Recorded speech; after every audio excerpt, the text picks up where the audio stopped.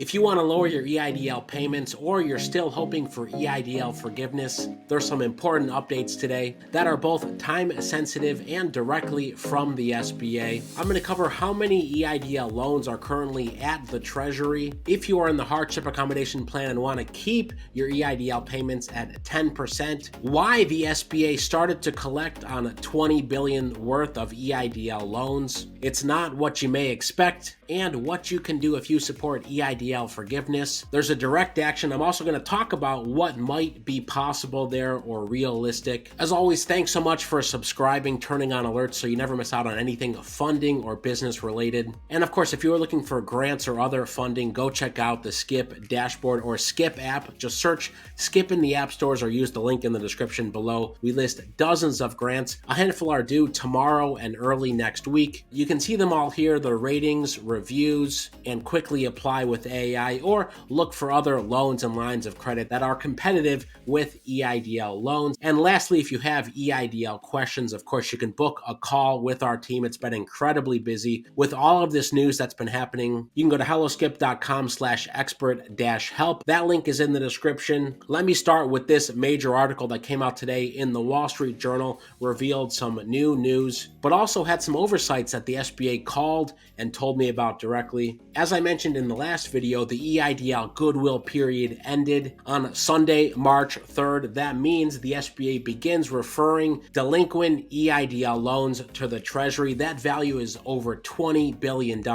That's a massive number, and another 10,000 delinquent COVID loans involving larger sums have already been sent to the Treasury. The SBA says it's charged off roughly 20% of its $390 billion COVID EIDL disaster loan portfolio. As I mentioned many times, borrowers in default whose loans haven't been sent to the Treasury Department can avoid the collection process by immediately enrolling in the hardship accommodation plan. Virtually all EIDL borrowers can enroll in the hardship plan as long as your EIDL loan is not 180 days or more overdue. In that case, you are in Treasury cross-servicing. I've shared the form you need to fill out to send to the Treasury. The biggest surprise of all is we have not seen any public statements from the Treasury advising people on the timelines or what to expect exactly if you're requesting your EIDL loan be sent back to the SBA so you can enroll in hardship and make payments. We have not heard anything there, but we have letters as well. We've helped hundreds of people write to the Treasury, and we're continuing to put out information as soon as we hear it. So right after this article was published, I talked with an SBA director. A few things were overlooked or minimized that are really important. First was this: the SBA declined to refer delinquent COVID loans with balances of $100K or less to collection,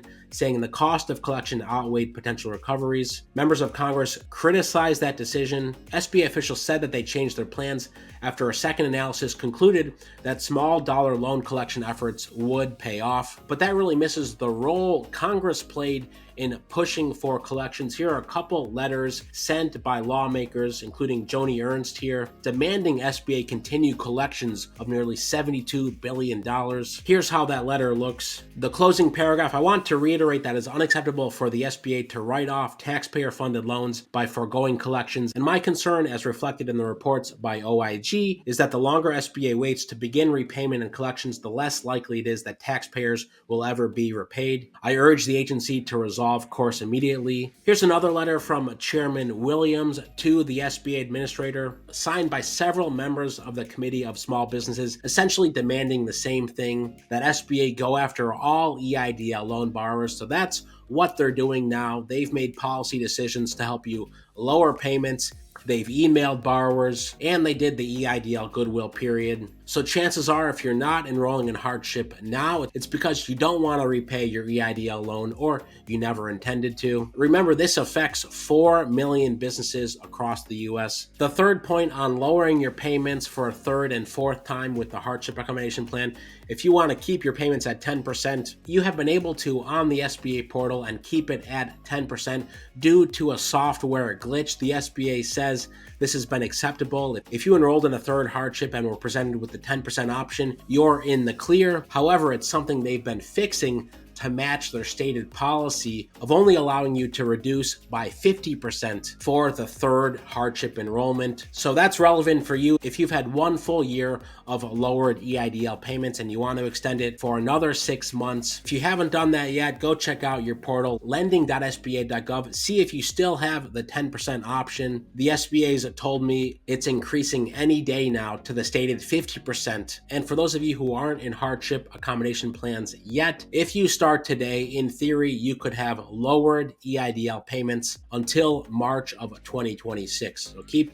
that in mind. It does not eliminate any part of the loan. In fact, it increases the total amount you'll have to pay off. But there's still hope for some adjustments when it comes to helping you as an EIDL borrower. I know the SBA is thinking about this, and the SBA has done what they can. But here's another point in the article that's minimized and is worth emphasizing. A broader forgiveness program would require congressional action. We've seen Congress act. They're the ones that wrote these letters. They're the ones that approved the original CARES Act, which said we know businesses are going to have a tough time. They may not be able to pay these EIDL loans back, but still, we're going to offer them loans. That was the decision that was voted on, signed into law, spring of 2020. So I've dismissed all-out forgiveness for a long time, but I wouldn't say it's ever completely off the table. Congress can act. We've seen them act, especially potentially in and around sensitive political times, like during an election year. One thing I think that has more realistic possibilities is something to do with eliminating the interest that has accrued. One way that could work is basically tallying up everything you've paid to date and putting that towards the principal balance and wiping out the interest that has accrued. That would be one equitable way to do it, since some folks started making EIDL payments